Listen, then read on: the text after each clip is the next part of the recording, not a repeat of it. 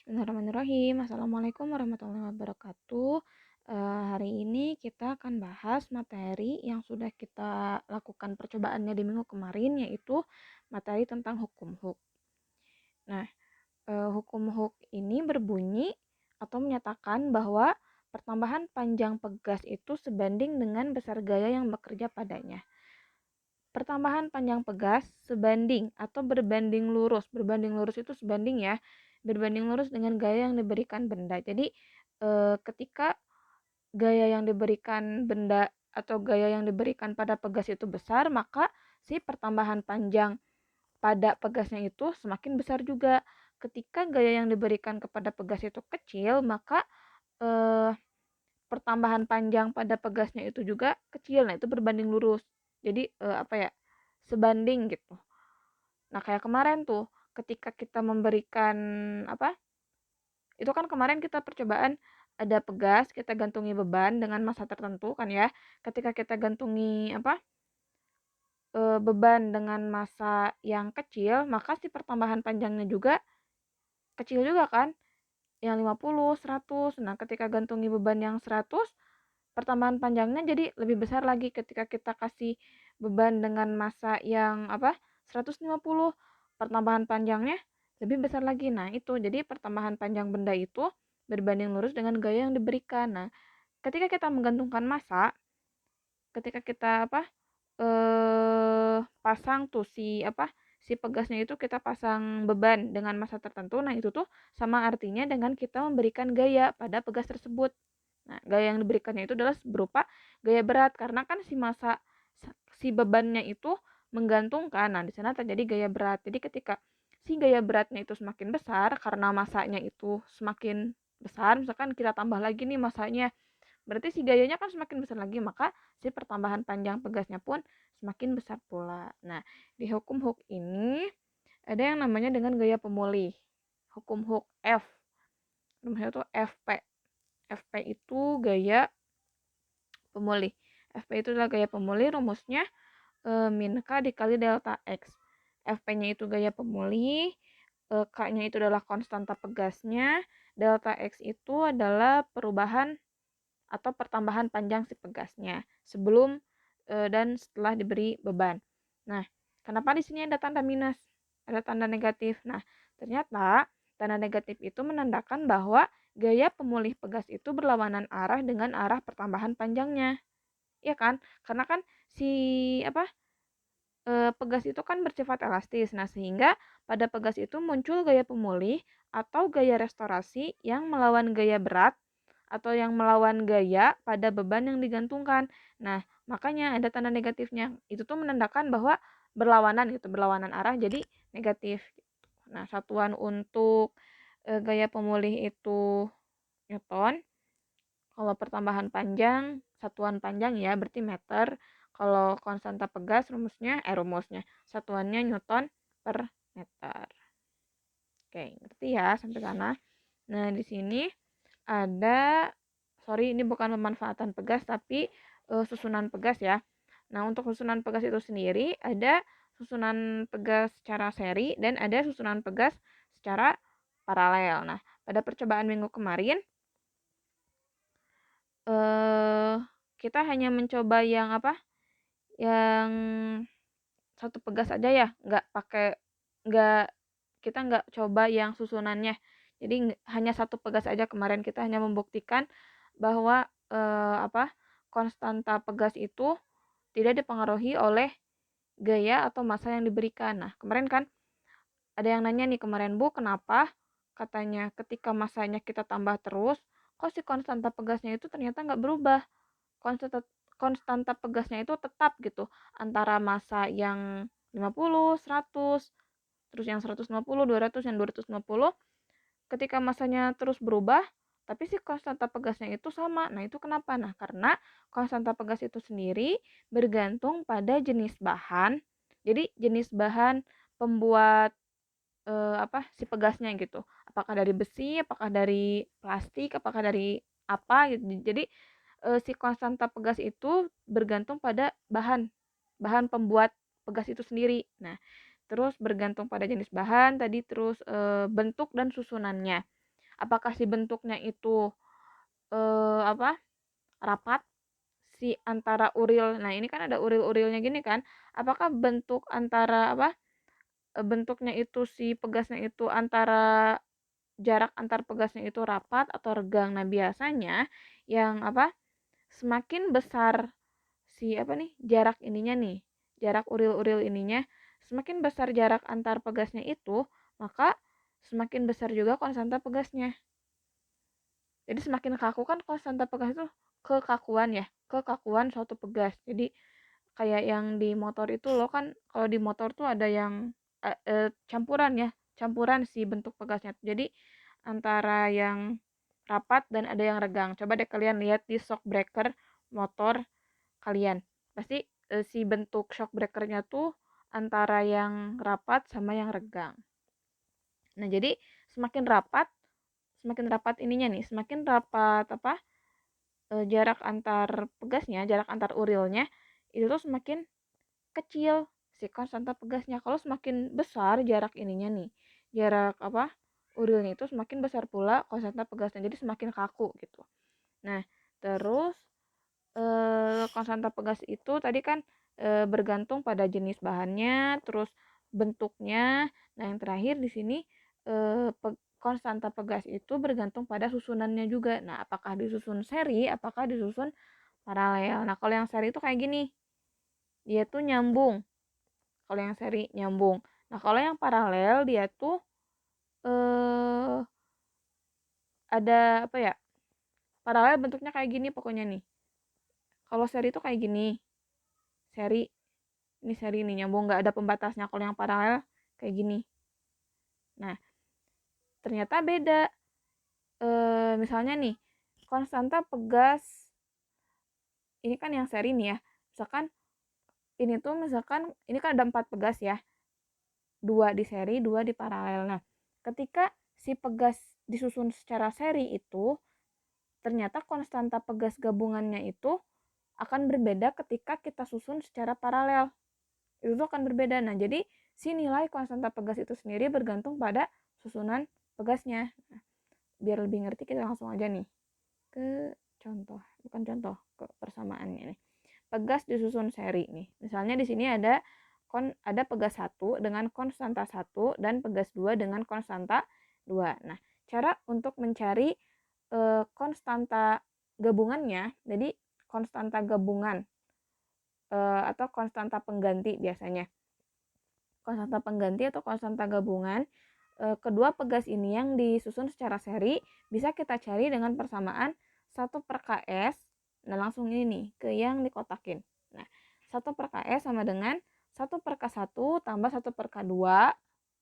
Ini tuh ada 1/K3 loh. Mana kan di gambar nggak ada, ini misalnya aja ya. Misalkan si pegasnya tuh ada banyak. Misalkan ada 4, ada 5. Jadi tergantung tuh. Makanya sini tambah titik-titik tambah 1/Kn. Jadi sesuai dengan jumlah si pegasnya itu sendiri. Karena di sini ada 2, berarti kita carinya 1/Ks sama dengan 1/K1 tambah 1/K2. Berapa? Nah, nanti kita tinggal hitung. Biasanya di soal diketahui K1-nya itu berapa, K2-nya berapa, tinggal kita masukkan ke persamaan. Jadi kalau yang seri itu ingat ya, pasti 1/Ks. Ks itu konstanta pegas gabungan seri gitu kan. Ks kita tandain 1/Ks. Nah, pokoknya kalau yang seri pada pegas 1/Ks gitu, ada 1/nya. Tapi kalau di pegas yang disusun secara paralel di sini nih, ini paralel ya, bentuk paralel. Ini kan yang seri itu kayak gini. Nah, kalau yang paralel gini. Nah, misalnya di sini ada dua pegas dengan konstanta K1 dan K2. Nah, berapa tuh gabungan konstanta pegasnya atau konstanta penggantinya itu berapa? Nah, kita bisa cari dengan rumus KP sama dengan K1/K2. Jadi nggak pakai 1/nya lagi. Jadi tinggal ditambah aja gitu. Misalkan K1-nya itu 5, K2-nya itu 7, maka si konstanta gabungan atau konstanta penggantinya itu adalah 12. Tadi kan K1-nya 7, 5, K2-nya itu 7. Jadi 5 tambah 7 itu 12. Jadi konstanta pengganti atau konstanta gabungannya itu adalah 12 kayak gitu. Nah, biar ngerti nih, langsung kita ke contoh soal. Di sini katanya jika K itu bernilai 200 Newton per meter, berarti semua K di sini nilainya 200 Newton per meter. Nah, tentukanlah K pengganti. Nah, K pengganti ini tuh merupakan K gabungan gitu. K setelah diserikan, K setelah diparalelkan, itu K pengganti ya namanya, K pengganti atau K gabungan. Untuk sistem pegas pada masing-masing gambar berikut ini. Nah, misalnya nih di sini ada apa? Yang A nih. Yang A. Ini disusun secara seri kan gambarnya nih. Ini yang A disusun secara seri. Kan tadi diketahui ya bahwa nilai K itu adalah 200 Newton per meter. Nah, berarti di sini nilai K masing-masing pegas di sini tuh 200 Newton per meter. Sama ya. Ini disusun secara seri. Kita cari K pengganti atau konstanta pengganti atau konstanta gabungan setelah disusun secara seri berapa? Nah, ini yang A. Pegas disusun secara seri. Tadi kan untuk mencari konstanta pegas gabungan yang disusun secara seri itu menggunakan persamaan yang 1 per KS. Maka di sini 1 per KS sama dengan 1 per K1 ditambah 1 per K2. Karena si pegasnya itu kan tadi ada 2. Nah, oke. Kita tulis lagi tuh di bawah. 1 per KS sama dengan 1 per 200 Newton per meter. Kenapa per 200? Soalnya kan tadi nilai K-nya itu adalah 200. Semuanya sama gitu. Di situ nilai K semua pegas tuh di sini semuanya nilainya sama. Jadi 1 per 200 ditambah 1 per 200 Newton per meter itu satuannya gitu. Boleh ditulis, boleh enggak. Tapi lebih bagus ditulis sih. Nah, jadi 1 per 200 tambah 1 per 200. Oke, kita lanjut lagi. Ini kan penyebutnya tuh sama ya. Penyebut itu yang di bawah. Pembilang itu kan yang di atas tuh. Pembilang itu 1, penyebut itu 200. Lihat ini penyebutnya udah sama. Kita tinggal menjumlahkan aja kan. Si pembilangnya kita tinggal menjumlahkan si pembilangnya, maka di sini 1 per KS sama dengan 1 tambah 1 nih yang ini nih. 1 tambah 1 itu 2. Berarti 2 per, nah 200-nya ini nggak dijumlahkan. 200 itu adalah penyebutnya. 200 itu adalah penyebutnya. Jadi nggak dijumlahkan, langsung aja ditulis. Jadi 2 per 200. Yang dijumlahkan hanya si pembilangnya. Kalau misalkan nanti si penyebutnya beda, kalian harus samakan dulu penyebutnya. Itu pelajaran SD ya, nggak akan ibu bahas. Gimana cara menyamakan penyebut. Nah, di sini kalian selamat karena si penyebutnya itu sama.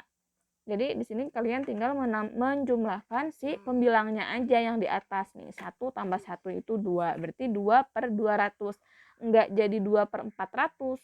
Enggak, pokoknya penyebutnya ini enggak dijumlah. Kecuali nanti kalau misalnya si penyebutnya beda, kalian wajib menyamakan dulu penyebutnya. Itu pelajaran SD ya, nggak akan ibu bahas. Gimana cara menyamakan penyebut. Nah, oke, di sini 1 per KS sama dengan 2 per 200. Nah, KS-nya berapa nih? Tinggal kita balikan, ini awalnya 1 per KS. Kita balik nih, jadi KS per 1. KS per 1 kita nggak usah tulis ya, per satunya nggak usah ditulis. Jadi langsung aja KS sama dengan, karena si KS-nya pun dibalik, berarti si 200 per 2-nya itu juga dibalik. Gitu. Yang awalnya 2 per 200 jadi 200 per 2. Oke, jadi KS sama dengan 200 per 2 sama dengan 100 Newton per meter. Kayak gitu ya, gampang. Kalau yang sari, sekarang yang paralel nih. Yang paralel juga ini lebih gampang sih, tinggal dijumlah aja. Tadi kan paralel. Berarti ada K1, ada K2. Nah, K-nya kan sama tadi tuh ya 200 Newton per meter. Jadi tinggal tambahin aja konstanta pegas pengganti atau konstanta pegas gabungan, pegas yang disusun secara paralel, tinggal ditambah aja Kp sama dengan K1 tambah K2. K1-nya itu adalah 200 Newton per meter tambah dengan 200 Newton per meter. Ini kalian jangan bingung ini kenapa per M. Itu bisa sih nggak ditulis juga, langsung aja 200 tambah 200. Berarti Kp-nya itu atau konstanta pengganti yang disusun secara paralel itu adalah 400. Kalian tinggal jumlah aja, pokoknya yang paralel itu gampang. Kalau yang seri tadi agak ribet, nggak ribet sih, gampang. Kayak penjumlahan anak SD, kayak ini yang 1 per 1 per gitu tuh. Pokoknya yang seri pakai 1 per, kalau yang paralel itu tinggal jumlah aja semua konstanta pegasnya. Gampang ya kalau yang paralel tinggal dijumlah. K1 tambah K2 berarti 200 tambah 200 berarti 400. Itu yang paralel. Nah, di sini yang C, di sini tuh ada susunan pegas secara paralel dan seri. Jadi di sini tuh susunan pegasnya campuran. Campuran di sini tuh. Nah, kita hitung dulu yang paralel. Kita paralelkan dulu nih, yang atas nih, yang atas ini. Kita paralelkan yang ini. Tadi kan nilainya sama kan, 200. Nilainya itu kan 200 semuanya, ini tuh si konstantanya itu, maka kita hitung dulu yang paralel. Nah, yang paralel berarti K1 tambah K2, berarti kan 200 tambah 200 itu 400. Nah, ini yang paralelnya udah nih, 400 Newton per meter. Nah, terus, yang KP ini, nilai KP ini, kita serikan dengan yang bawah ini nih, kita serikan dengan pegas yang ke bawah itu. Jadi, di sini 1 per KS sama dengan 1 per K1 tambah 1 per K2. Di sini 1 per K1-nya, K1-nya itu kita pakai yang KP, yang tadi pegas yang udah kita paralelkan. Berarti 1 per 400 kan? Nah, 1 per 400 ditambah dengan 1 per 200. Nah, ini beda kan? Antara 400 dan 200, lihat. Penyebutnya itu beda. Penyebutnya yang di bawah. 400 dan 200 itu beda. Maka kita harus menyamakan dulu penyebutnya. Kita pakai yang 400 nih. Kita pakai yang 400 di sini. 400 disamakan dulu semuanya. 400. Ini 1 tambah 2 dari mana? Nah, caranya gini, lihat. 400 dibagi 400 yang ini. Lihat. 400 yang ini dibagi 400 berapa? 1. 1 dikali 1. Berarti berapa? Hasilnya 1. Tulis di sini nih. 1 ditambah. Terus 400. 400 yang ini 400 dibagi 200. 400 bagi 200 berapa? 2. 2 dikali 1 berarti 2. 2 dikali 1 2. Berarti 1 ditambah 2. Oke, berarti 1 tambah 2 per 400. Nah, maka nanti ini kepotong, sorry. 400 dibagi dengan 3. Berapa? Hasilnya segitu pokoknya. 400 dibagi 3 berapa? Hitunglah pokoknya. Kayak gitu ya. Kalau ada yang belum ngerti, tanyakan di WhatsApp.